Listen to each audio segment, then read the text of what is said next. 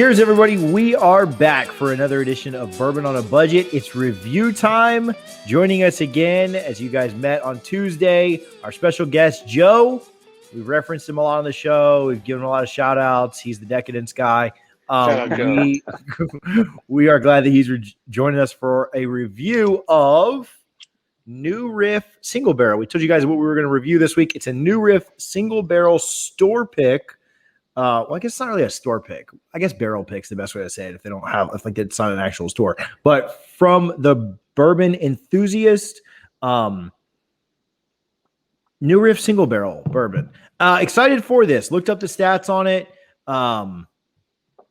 It's 65% corn, 30% rye, 5% malted barley mash bill, aged for 4 years, both in toasted and charred new oak barrels. So Brendan's going to be sad that he can't be on here and call me names for liking toasted stuff, but I'm excited there's some toasts. It's already getting like a half a point higher on everything. So easily excited about this. I can kind of get a little 1910 nose on that. Ben, you are with us today, but you're not really with us, right? Yes. Like this is I'm with and without. This is a tough one for you because the COVID still has its lingering effects of you not being able to taste and smell things properly. So your score here doesn't really matter. It's void. I don't even know if we're going to ask you a score. COVID score. Maybe we'll ask a score, but it doesn't count. Like the composite is going to be just me and Joe. So gonna need an asterisk. Yeah, a massive one. Okay, Joe, you start us off. What do you think about the nose on this thing? Give me your thoughts. So, I mean, I've been a fan of New Riff for a little while. And it's funny that I've actually gotten into New Riff because of the Bourbon Enthusiast posting about it. And that's how I found out about it through him. But, you know, it has the characteristics that I like in a daily sipper, just, you know, those classic sweet type notes. You know, I get the cinnamon and caramel and vanilla, like straight up, you know. It's not blowing you away with a lot of other things, maybe like apples, like cinnamon apples, because you get the cinnamon. I do get an apple kind of note. So kind of like those cinnamon baked apples, which kind of incorporates all those flavors. And that's kind of what I get on the nose there. Yeah, I mean, you hit the nail on the head, right? I mean, just very classic bourbon with a lot of caramel and vanilla, some oak. Talked about 30% rye mash, but like I do kind of pick up some of the rye spice on it. And so I think that you kind of mentioned the cinnamon that maybe you get on it, which would kind of be a spicier nose. But yeah, it's not like, I mean, it's a good nose, right? Like it's not, it's not pleasant. It's not like you said, blowing you away with anything, but just a good classic. Like this is what bourbon should smell like. A lot of sweetness, a little bit of spice, very pleasant nose. Ben, are you able to pick up anything? Your thoughts really don't count, but it's like a normal show. Yeah. Burny. Burny notes. Feel the burn. A lot of fire. Like burned leather. You're not able to pick up anything redeeming on this? Oh man, he's really getting in there. I mean, some alcohol and I have no. I mean, this is useless for me. This is the first time I've had any kind of bourbon in the last 3 weeks, and this was post, you know, having no taste. So I do have some kinds of smell, but when you say this is how bourbon's supposed to smell, this is not how bourbon's supposed to smell for me. It's completely wrong, but still drinking it. Yeah, take one for the team by drinking bourbon. Joe, what do you think on the taste here? I'll start with you again. Well, the taste is kind of consistent with the nose. I mean, you're getting those flavors, definitely vanilla and that caramel. You get a little bit of the spice for sure. Maybe even, you know, they have those two different types of the barrels. You have the toasted and the charred, so you get a little bit of that toastiness in there, kind of like a marshmallowy type toasted flavor. That sounds amazing. Sounds way better than what Ben's so getting. Good.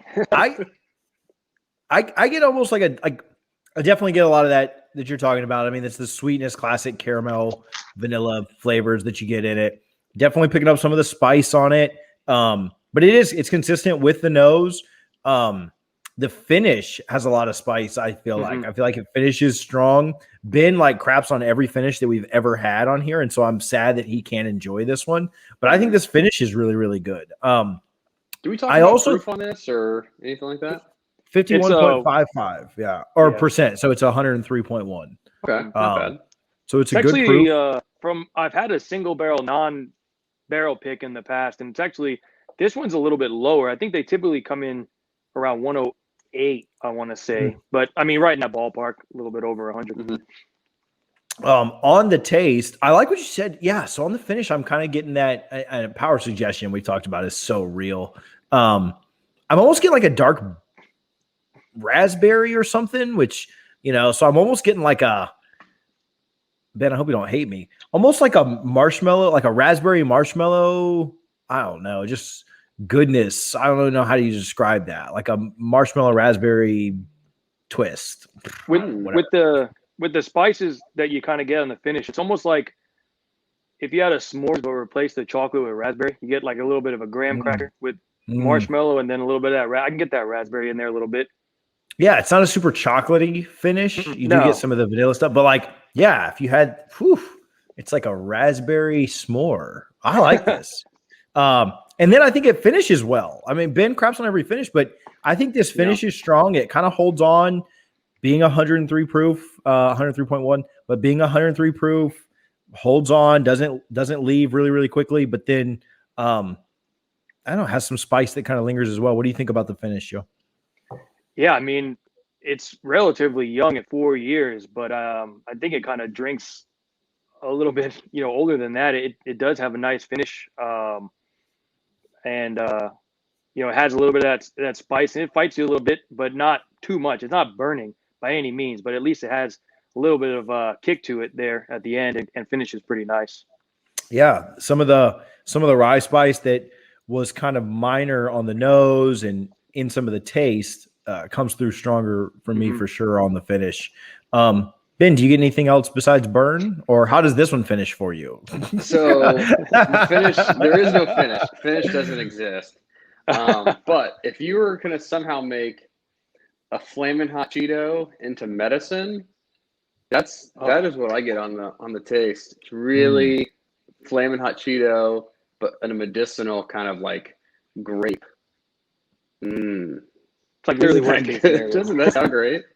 That sounds disgusting. I like my raspberry marshmallow graham cracker concoction a little bit better. Flamin' hot Cheeto. I'm have to sample for when I can actually taste again. But right now, you poured a full sample?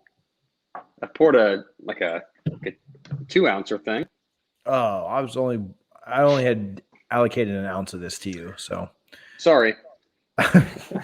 And you wasted a half of it on Cheeto breath. All right, a palate. Everyone but Ben. So Joe and I, let's rate it. Overall, though, you like it, right, Joe? Like, I mean, it's good. You like New Riff anyway, so like it's kind of like you're biased, but I do. I mean, I've had a number of their products, and there's some that I'm not going to buy again, but I like to keep a single barrel and a small batch. I do like them in the collection for sure. So I don't want to be too biased. And like I said earlier, it's definitely more of a daily sipper for me than it's like, I'm going to hold tight on this bottle and not break it out very often because it's blowing people away. I mean, it's very good, but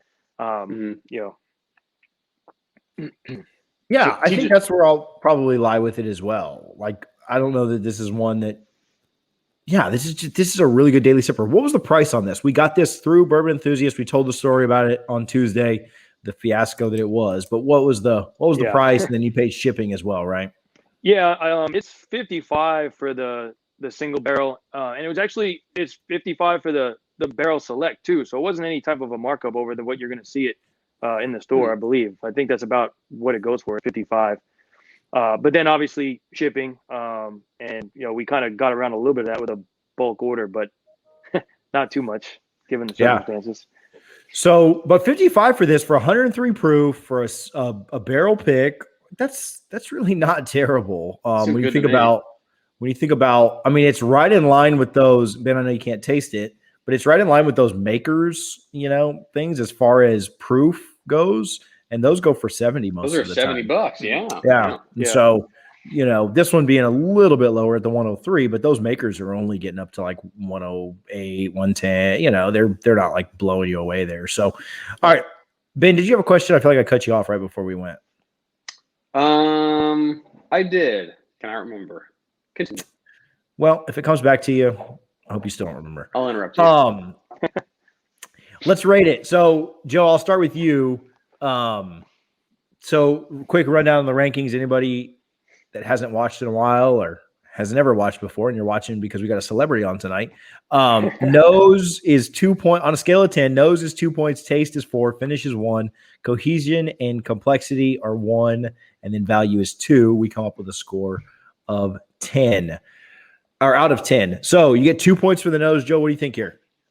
Yeah, like we said, it's it was a nice nose, above average. The basic bourbon flavors. And I should say notes. I'm sorry. Probably go with a 1.25. Better than average, but it's not. The nose didn't isn't the blowing you away. Yeah, I think I'm right on line with that. I think it's slightly above average. It doesn't quite do enough to get to like a 1.5 by any means. But I do like it. So 1.25 for me. Ben, we're skipping you. I'll circle back on taste. I think this is above average taste, and I think it's really good. Let me hold on. Yeah, I'm gonna give this a pretty good score. I'm between a 2.75 and a 3. I'll go 2.75. It doesn't blow me away, but I think it's significantly above average. We talked about the different flavors that you get in it, the toast, the marshmallow. It kind of comes from that. The classic bourbon flavors, the dark fruit, the caramel, the oak, stuff like that. Plus the rye spice. 2.75. I almost just talked myself into a 3, but I'll stay there. How about you? Yeah, I think I'm going to go a hair higher. I'm going to go with a 3 here. It gets style points with me. It's just my style. I like the proof being a little bit over 100. It's kind of in that sweet spot. And those flavors you get that I really enjoy. It's just one of my go-tos. So I'm going to put it at a 3. Cool. I don't hate it. I almost talked myself into a 3, but I thought you were going to go 3, so I stayed down. Finish. How do you like the finish here? You get 1 point. Yeah, I think it's maybe one of the most appealing parts of it. I mean, obviously the flavor is great to me at a 3, but the finish it's nice. I don't want to say too complex, which we'll get into in a second, but it finishes strong, I guess you could say. So I'm going to go with the 0.75. I'm not going to give it a full point, but 0.75. I am right in line with you again on this. I can't give it like a perfect finish, which we, rarely do here. But I think it's a really, really good finish, above average for sure. And so, if it's above average, we can kind of pretty easily say that it's a 0.75 and not a 0.5, Yeah. right? So it leans enough above average to warrant that, I believe. You alluded to this cohesiveness and complexity. It's a very cohesive, so how we've long done this is it doesn't check both boxes. Then we kind of got into, okay, well, does it kind of halfway check a box? So it gets the full 0.5 for being cohesive. And then it's not super complex, but I'd say it's slightly complex with the fact that it is the classic bourbon, but the fact that you kind of get that toastiness, that marshmallow, you also get the spice heavy on the finish. I'm going to give it a 0.75 here because I think it's completely cohesive and somewhat complex. Yeah, I have to agree there. I know we're kind of shot for shot right now as far as these ratings, but you said, I mean, it's definitely cohesive. I mean, it blends all the way through from nose to finish. But then complexity wise, it's not, deep with all different flavors. It doesn't have a ton going on, but enough to give it at least, quarter of a point. So I'd say 0.75 as well. Yeah. It's almost like, it's very tough for something to check both boxes fully. Now that we've gotten into more reviews and more breakdowns of this, and so yeah, I think that's if 0.75 is a really good score there. All right, so you're at a 5.75 out of 8. I'm at a 5.5 out of 8, and then we'll get into value. Ben, I think you can do the value here just based on our scores, even though you couldn't taste or anything. Like, just assume you'll be somewhere around us. $55, call it 60 with shipping. Probably a little bit more than that, but we'll give it a break because we did get it in bulk. $60 bottle. Not incredibly hard to find. Like, obviously this specific one that came out of barrel, 1612247, but like, just imagine any new Riff single barrel, not incredibly difficult to find these. Joe, would you say, like, would you agree with that? Like, they're not like, they're not like popping on the shelves everywhere, but these are not the worst to find, right? So the value or the availability kind of has a complexity to it as well, just because in Florida for a while it's been designated to Total Wine. And from what I understand, that's changing now, because I guess I don't want to go too deep into this because I don't really have all the details, but supposedly there's a new, more of a national distributor, and they're changing things up a little bit. So this first batch really that they waited on, this 4-year batch of single barrel and small batch, may be done. I'm not 100% sure. So that kind of makes it, I don't know if it makes it a little bit more rare or if it, hurts the value. I'm not really sure there, but it's kind of a complex situation that I'm trying to find out a little bit more details, because I like buying it.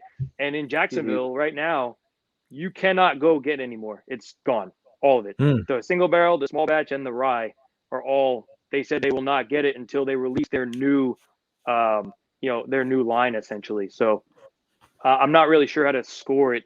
It could kind of, because it's a little bit more rare, that might help the value. But now that it is rare and you can't get it, that kind of might hurt the value. So, So we'll maybe consider this like a lot of store picks where, if you got one, great. If not, there's just no telling when it comes back or when it doesn't, No, exactly. If this ends up on every shelf in America in a month or two, then we'll kind of, revise. Sure. But I would say for the time being, like, we kind of just think about it as like, this is fairly limited, like a store pick that you can't always just run up and grab like another Maker's Expression or something like that. So I'll go with value first. I think that based on what you're getting for it, discounting the fact that it may be like nearly impossible to find now, but based on the relative ease of finding it in the past, how many of these would you say you've had? Have you had a few bottles of this? Not this one specifically, but just... more so the small batch because it came out first, but New Riff in general, I've had a couple bottles of it already. So I think I'll give this like a 1.25. It's above average, but probably gets hurt just a little bit. 1.25 out of 2. It gets hurt just a little bit on the availability. If it was more available, like if this was something you could just get anywhere, $55 for this, it'd probably be like a 1.75. Like, it's a really good value for $55 for 103 proof, something that's different, a single barrel. Every one of them is going to be slightly different because it all came from a single barrel. I think this is about a 1.75, at worst a 1.5. Because it gets docked a little bit, I'll go 1.25 and still call it a slightly above average value. Ben, you didn't drink it, but if you had this at a 5.5, understanding the other things that we talked about, what would your value score be? So this checks a lot of boxes for me. I like the idea of it being in a toasted finish. We're talking about things that kind of indicate quality and time. And so if you're going to finish it in a toasted or a charred barrel, which I think they're doing both of these here, right? Mm-hmm. So there's additional time, labor that they're putting into that. You don't add as much water. You're getting this at, north of 100 proof. Another check for me. I really like the bottle design. I think it's a great looking bottle on the shelf. It's really, really nice. Half black, half opaque. So it's solid. So I'm thinking 1.5 here for me. If it's as like complex and and good as you guys are describing it, which I believe you guys, then there's a lot of stuff that that is great about it. And that's 55 or $60. That's a typical store pick, and I'd be fine paying 55, $60 for that, especially on the toasted. So in my head, this is going to compete against the 1910. Maybe not a Cooper's Craft like charred selection, but yeah, it'd be the same price as like a 1910. If you want to get something a little more different that's not available on every shelf, same price, you're stepping into the new Riff, right? Yeah, and I'd even say that it's closer. Ben's gonna really hate this. It's closer to a mix between the 1910 and 1920 because it is the higher proof, but it's not such the toasted finish. You're right. Yeah, it backs down off proof, of that. Yeah. I love the 1915. That's great. Yeah. So if it competes there, then you're cheaper than those bottles. So also harder to find, but I'd say it's closer because it's not the toast doesn't come through that strong. I mean, it's like faint because they're doing it's not the both. Predominant, right? Where 1910, you get it and you're like, ooh, sugar, like. But this being a higher proof and slightly, but it's almost like the 1915. Like that's what I compare it to for those that aren't familiar, like a mix of 1910 and 1920 from Old Forester, which is fantastic, like really good. Joe, what do you think for value? Yeah, I'm going to try to put my, what I said earlier aside and not really count that in because there's so much uncertainty there of what I heard and what I've been researching. So, if it stayed consistent of where it's been, you can go to the store, grab it on the shelf at that price. I'd go with the 1.5. I'm not going to jump up to 1.75 just, because some of that stuff is in the back of my head, but I'll say a 1.5. It would be probably a fair value for this, in my opinion. So at the end of our scores, I gave this a 6.75. Joe gave this a 7.25. So our composite there, and Ben gave this a 1.5. Yeah, right. Based solely on value. No, but just for me and Joe, we'll split the difference and call this a 7. We'll have Brendan review this eventually, have Ben review it eventually, and get a better composite score. But as of right now, we're giving this a 7. That's not bad. It wouldn't make the big board. I know Brendan's not here to show it, but a 7's really good. And we'll see how Ben and Brendan like it or if they don't like it, and we'll see if we can bump that score a little bit. I know Joe's answer is going to be yes to this, but Ben, I'm excited for you to try this because I think this is a good everyday sipper. Like my everyday sippers at this point, like we've kind of talked about, like I go after those makers ones. Like I'm not going after anything like super allocated because if it's my everyday sipper, like I want it to be something that I can sip every day. So, but this would be one. Like this is like in that range. Now, if it becomes harder to find, it'll probably get like in my mind that I do have to kind of hoard it. But this is that kind of quality for me. Like it's not your absolute budget stuff like your Woodford and your Four Roses small batch and just everything, your other just like super cheap budget stuff, but it's slightly above that. Wouldn't call it necessarily allocated. This would be a good one, I think, for people to add their collection as just that, an everyday sipper. I'm excited for you to be able to try it when you don't taste Cheetos. Sorry, Joe, go ahead. No, if you like it, I mean, even more of a value, obviously we didn't review it, but their small batch is actually a bottled and bond 100 proof. And that one comes in at $39.99. That's what really turned me on to it. It's a quality bottle, in my opinion. The value, I mean, at $40, that's a real nice value. So if you can get your hands on either one, I just recommend trying them. Yeah, because that'd be a similar year or similar age and proof to this. It's a minimum 4 years, 100 proof. So, yeah, so it wouldn't be much different. Maybe that would taste less like Flaming Hot Cheetos to you, Ben, because lower proof. Maybe fun. Mixed with what was it mixed with? Flaming Hot Cheetos and medicine.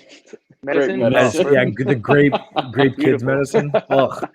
All right, that's enough of that. If you are on any of the social medias, check us out. Bourbon on a Budget. Brendan will be back next week. We'll see if Ben's taste is back or not. Brendan. Joe, thank you for hanging out. Thank you for chilling with us tonight. Had a good time. Thanks for hanging out on Tuesday as well. But Ben, I have no idea why you're showing that right now. For the Just listeners, go subscribe on YouTube so you can see what he was showing off. It was very inappropriate. Nice. We will see you guys again next week. Thanks for hanging out. Cheers. Cheers. See you guys. Ooh.